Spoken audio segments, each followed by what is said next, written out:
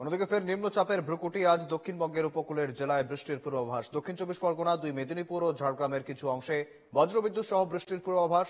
সঙ্গে 30 থেকে 40 কিলোমিটার গতিবেগে ঝোড়ো বাতাস বইবে। শুধু তাই নয়, অতি ভারী বৃষ্টির সতর্কতা উত্তরে জলপাইগুড়ি ও আলিপুরদুয়ারে।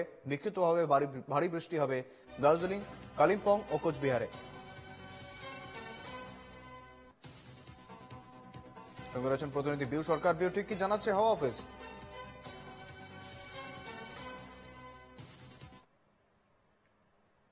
তৈরি হয়েছে এবং পাশাপাশি পশ্চিম মধ্য ও উত্তর মধ্য পশ্চিম বঙ্গোপসাগরে একটি নিম্নচাপ তৈরি হচ্ছে এবং সেই নিম্নচাপের জেরে বৃষ্টির সম্ভাবনা রয়েছে উপকূলবর্তী জেলাগুলোতে এবং পশ্চিমের জেলাগুলোতে মূলত বৃষ্টির সম্ভাবনা রয়েছে। কিন্তু দক্ষিণবঙ্গে আর্দ্রতাযুক্ত অস্বস্তি বজায় থাকবে, কারণ বাতাসে প্রচুর পরিমাণে জলীয় বাষ্প ঢুকছে এবং এই জলীয় বাষ্পর জন্যই আর্দ্রতাজনিত যে অস্বস্তি সেটা বজায় থাকবে, এমনটাই পূর্বাভাস দিচ্ছে আলিপুর আবহাওয়া দপ্তর।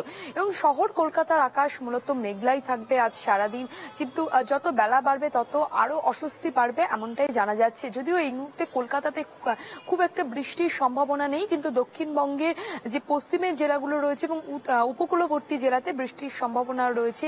উত্তর ও দক্ষিণ 24 পরগনা এবং পশ্চিমের ঝাড়গ্রাম, পুরুলিয়া এবং মেদিনীপুরেরও বৃষ্টির সম্ভাবনা রয়েছে, এমনটাই পূর্বাভাস দিয়েছে আলিপুর আবহাওয়া দপ্তর। কিন্তু পাশাপাশি দক্ষিণবঙ্গের পাশাপাশি উত্তরবঙ্গে ভারী বৃষ্টির সম্ভাবনা রয়েছে।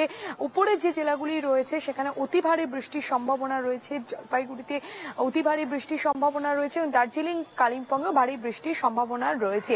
ফলে যেটা জানা যাচ্ছে যে আগামী শনিবার পর্যন্ত বৃষ্টির পূর্বাভাস রয়েছে উত্তরবঙ্গে এবং দক্ষিণবঙ্গেও পশ্চিমের যে জেলাগুলি রয়েছে বজ্রবিদ্যুৎ সহ 30 থেকে 40 কিলোমিটার গতিবেগে ঝোড়ো হাওয়া বইতে পারে, এমনটাই জানা যাচ্ছে। আগামী শনিবার পর্যন্ত মৎস্যজীবীদের সমুদ্রে যাওয়ার নিষেধাজ্ঞা রয়েছে।